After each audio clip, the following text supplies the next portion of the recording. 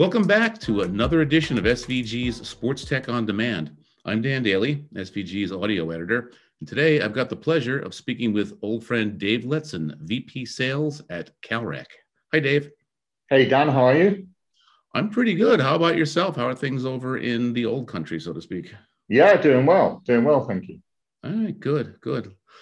Well, today we want to talk about remote workflows, remote recording, remote operations, which have really taken on an entirely new emphasis in the last year under the pandemic. I want to find out how Calrec has been working with its sports customers to get them where they needed to get over the last 12 months and where it's going. So is there something that you wanted to start off with about that, about how that's all come about? Yeah, really, I think it's an expansion of a lot of the work that we started some years ago.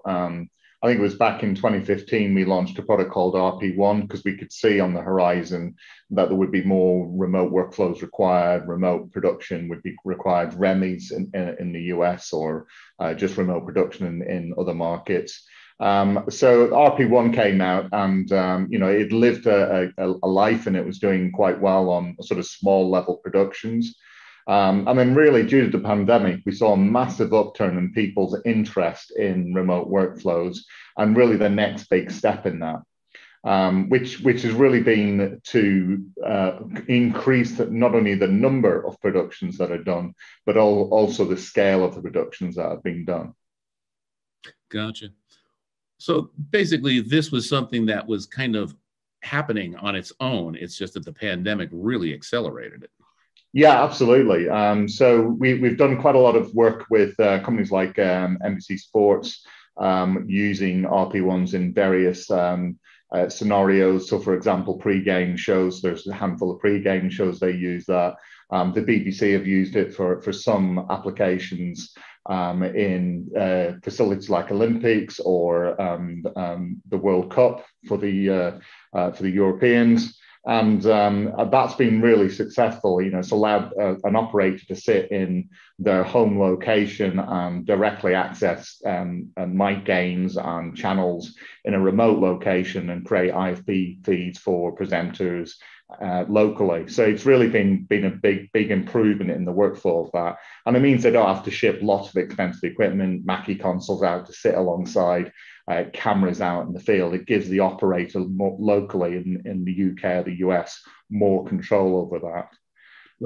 And with the pandemic, what we've seen is that increasing. So we did a proof of concept with one of our customers in the UK called Telegenic. And they've now rolled that out as part of their offering to clients.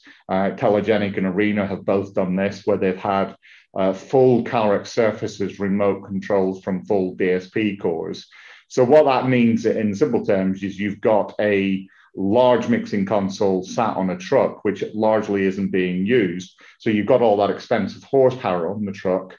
That's sat at the stadium, and then somebody in a remote location, for example, a control room at Sky or BBC or something like that, is effectively dialing in and using that engine on board. So it's really the next level. It's increasing the scale of what the productions they've been able to do. So this has moved from sort of pre-game, small sports to really the big, large productions. So we're talking about football, we're talking Premier League football in the UK or NFL in the US. These are all the applications that people are now starting to think about. What were the biggest challenges for remote operations, for remote broadcast operations in sports, perhaps before even the pandemic arrived and then after the pandemic arrived? Well, I think the key difference is what people were trying to achieve. When people first started talking about pre-game show, when the people first started talking about remote production, it was more about talking about smaller events, more quantity rather than full-scale large events. And I think what the pandemic really brought to the forefront is there's going to need to be a way going forward to do the high-level games, the NFL, the MLBs of the world. Those larger sports are going to have to be done at some point over remote production. The pandemic proved that it's a weak point in the workflow. And it's also an opportunity. So some of our clients, we have 2 US clients who are working on remote production hubs, some UK clients are looking at the same thing, because it's clear that if you can get the building blocks right and the product selection right, you can really change how you do remote production. Right. So the challenge came from the pandemic, but the opportunity is there in terms of the economics of this. Yeah, I think so. Yeah, I mean, there's not only a cost saving, because people always talk about number of bums on seats. If you look at a truck, there's, certainly in a big game, there's 50 or 60 people involved in an outside broadcast for a single event. And that's a lot of flights, that's a lot of expense. But it's more than that. The trucks are actually somewhat underutilized. They're very expensive. They spend more time traveling to and from the venue than actually doing the game in a lot of cases. So that's a lot of equipment, a lot of assets that aren't being used.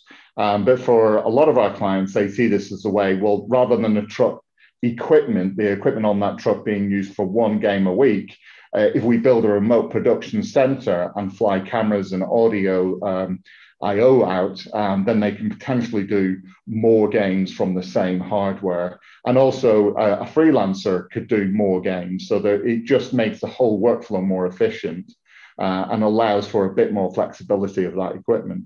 Gotcha. Is there one particular example of that when it comes to a sport or sports that sticks out to you, whether it was football, American or English, or? Yeah, certainly. I will say the UK have probably done a little bit more currently in this remote working style. Our partner, Telegenic, are actually doing this on a fairly daily basis now. They're doing, I think, three events a week in this manner. Certainly, they tried it on a small event, and they're just rolling out on more and more events. They found for what they required and their clients, the easiest way, they actually used a Porter cabin inside the garage which normally stores trucks, and converted that into remote control rooms, and linked into the same equipment that's on the truck. And for those guys, they had the added benefit of the surfaces were still in the truck anyway. So there was ever a disaster, somebody could jump on faders in the trucks in A2, if you like, could get a basic mix on air. But it's just allowed them to get a lot more usage out of that and to get shows and games back on air. So it's really a reutilization of existing kit as well. It's not just all about new technology and new kit. We're very fortunate that we've been looking at this for a long time. So most of the building blocks that were required were already in place. It was just a case of pulling the different elements together and presenting something in a unified format for clients. So for us, we haven't actually done any major new developments for that. It was something we've had in the products for some time, and we're looking to expand around that in the future. Well, and you were serendipitously ready for that. That was great. But how do you think that's going to affect product development and design going forward now? I think it's going to become part and parcel of it going forward. I think when we talk to the people who have done stuff, I had an interesting conversation with one of our clients yesterday who's been using RP1s for a very long time, and they love the product. But now they're thinking about the things they want to do with it in 5-10 years' time. It's really just scratching the surface, if you like, or maybe hitting the iceberg. I don't know. But it's certainly a case of people seeing what the potential is. And the pandemic has forced us to work in different ways. But it's also identified where the opportunities are. You've had the time of trial and error. You've had no choice. So people have actually had to make mistakes and try different ways of working and find the solution that works. So I think product development wise will be very much driven by, obviously, the ongoing drive towards IP. The pandemic brought us things like looking more seriously at wide area, AS67 and SMPTE 2110. That will continue. I think we're again at the starting point of that. The ability for cross-product control, interoperability, if you like. NMOS is at the beginning and the forefront of that, but I think that will be expanded. People will want more interaction with the products between different devices, something a little bit more unified in its approach. If we look at IP, there's still a little bit of separation with how stream management is done, for example, whereas that needs to come together for a bit more of a unified format. So I think for us, IP and remote production are the two biggest drivers for our business. And remote working in particular allows us to have some different opportunities, and in some ways protect our business. We're well known to provide equipment to broadcasters and to sports companies, but their workflows are changing, and we have to adapt. It's simple. We need to be at the forefront of their thoughts in that adaptation. Wow, you've anticipated my last two questions, and you've answered them brilliantly, even though you didn't know what they were. We've done this before. Yes, you have, absolutely. So I wanted to say thanks for taking the time, Dave. I wanted to say please stay safe and healthy. And I'm hoping that we're going to get to see you and your colleagues at a trade show in real time sometime very soon. Yes. As soon as the UK lets me out of the country, I'll be there. All right. Well, be well, and we will talk soon. Thank you. Cheers. Bye-bye.